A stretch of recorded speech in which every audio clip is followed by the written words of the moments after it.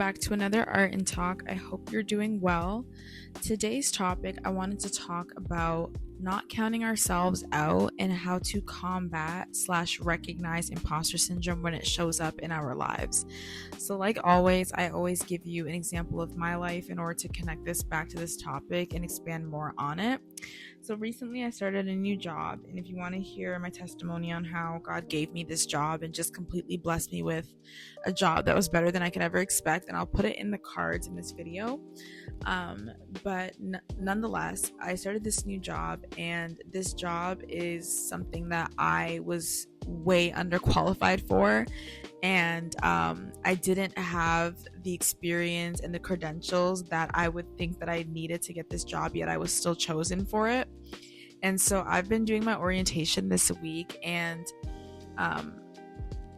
it was very heavy in information, and I realized that this job is like a social work student position, and I realized that everybody on my team was a social work student, but they were a master's student, so they were all like in postgraduate studies, and I was the only one that was still in a bachelor's program and that wasn't a master's student. So if I put this in perspective, all of these master's students have been through a placement, a practicum, they're doing a dissertation right now, they've all probably had like real social work jobs and really worked in the field. I've only ever done volunteering and worked with vulnerable youth once, and so I was very underqualified. And as they're answering questions and as we're going through orientation, I couldn't help but feel like, why am I here? I feel so out of place.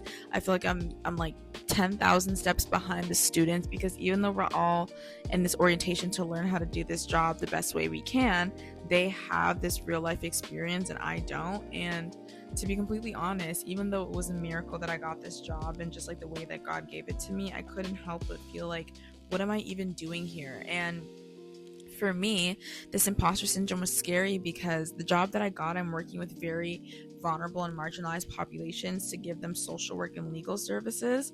And so all I could think to myself is like, I don't want to fail my clients. I don't want to not know what I'm supposed to do and play with them, because at the end of the day, like, I'm getting these cases and they're on my caseload, but these are human beings with real problems, and like the way that I handle their case can really be life or death for some of these people.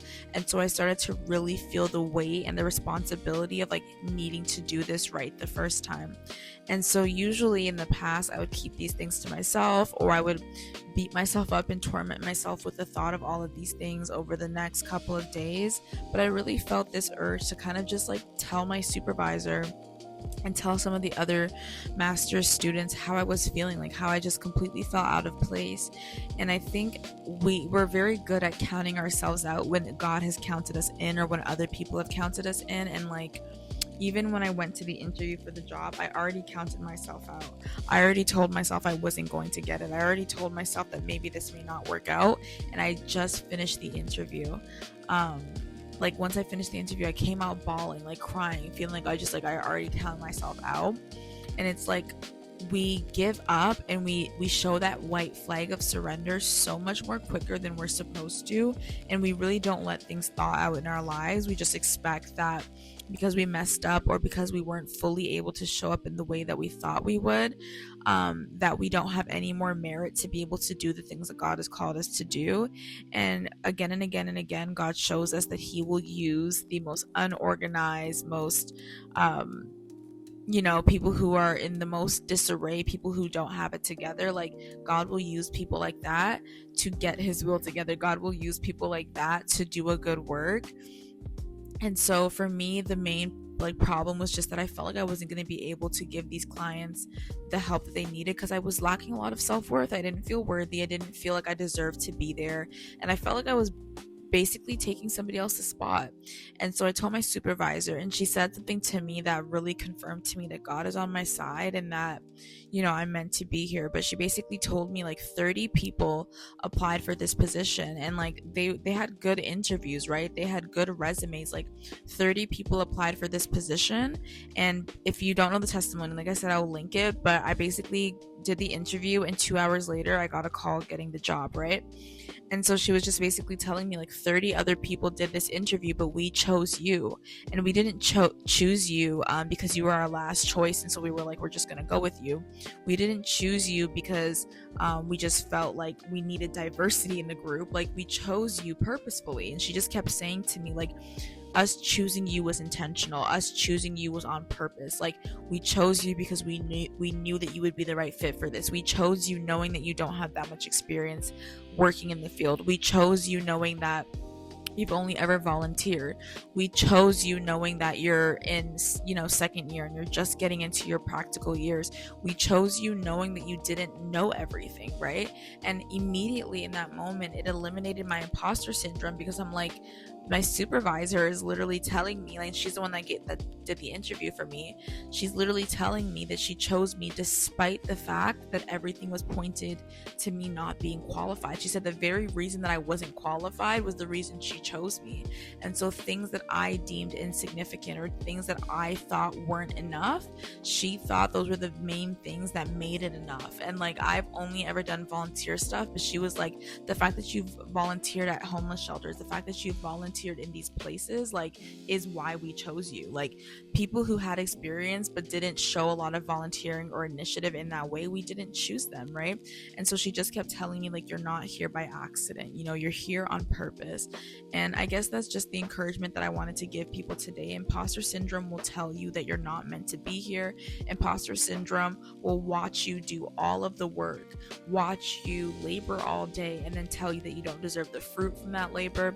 Imposter syndrome will tell you that God is willing and God is going to tell you to do all of these things, and he's not going to be merciful, just, or fair enough to allow you to experience the fruit and the goodness of the things that you've worked for. And so imposter syndrome is nothing but a lie, nothing but the devil that teaches us that, we can do all the work and we can do everything that we need to do and get into a position, and we're still not worthy of that position. But I came here to tell you today that you're worthy of that position. And I think, like, even me just like being vulnerable with God and with my supervisor and just being like, I don't feel like I belong here, and I know I did the work, and I know that I put in a tremendous amount of time, but there's just something within me that's not accepting that I deserve this. And I always tell God, like, I just pray that you would take this away from me, take this unnecessary heaviness away from me. And if there's anything I need to do, like if I need to prepare more, or if I need to do certain things to make myself feel more confident, give me those tips, show me how I can do that.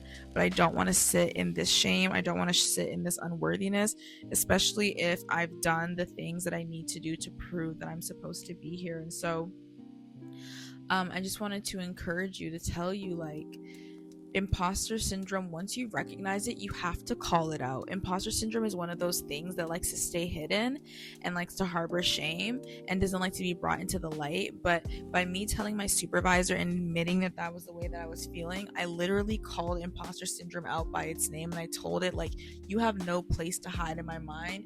You have no place to hide here and to make me feel bad about myself. Like, you are not worthy, and you are not able to hide and keep harboring all of these feelings. I have to bring you to the spotlight. I have to expose what you're doing in my mind. And the minute I exposed that, and the minute that I brought attention to these things that I was feeling, I was able, and God was able to send people to automatically cast down those thoughts.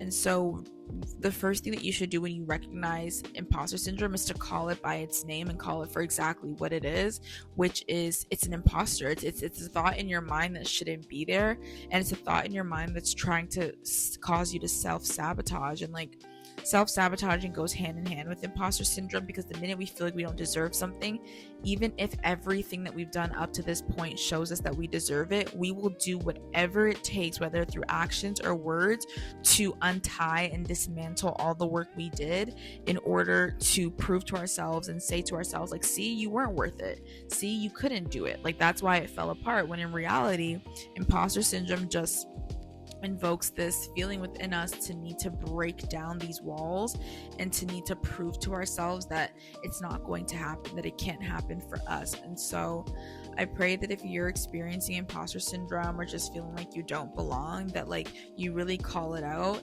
and then you start to tell imposter syndrome, like act like you're talking to a person that you can see face to face. Like tell imposter syndrome, this is what I've done, this is how I've been obedient to God, this is what God is proud of me for doing, this is how I've showed up, this is how I've done things when things were hard. Like give examples and give evidence and proof. And like again, certain times you'll feel imposter syndrome, don't give it any time of your day, don't give it any acknowledgement, leave it at the door. But certain times when something's weighing very heavy on you and trying to convince you otherwise of what God said, you have to present your case and your evidence and say like, I have the courts of heaven backing me up. Like you're not going to tell me that I'm not worthy for this position.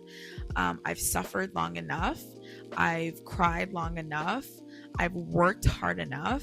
I don't get to suffer and cry and work this hard only to continue to suffer, cry, and work this hard. Eventually, I will see the fruits of what I've been suffering for, and I deserve to get to enjoy it without feeling like I don't belong here, feeling like I don't deserve these things. And so I hope this episode encouraged you today to just cast down imposter syndrome.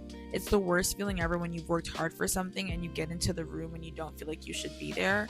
But it's also part of like eliminating the thief of comparison and like just being able to focus on yourself and focus on your journey and continue to tell God and ask God to give you strength to overcome these thoughts when they do come. So I hope you enjoyed this episode. Please let me know what you think about it in the comments down below, and I can't wait for you to join me on another Art and Talk next time. Bye.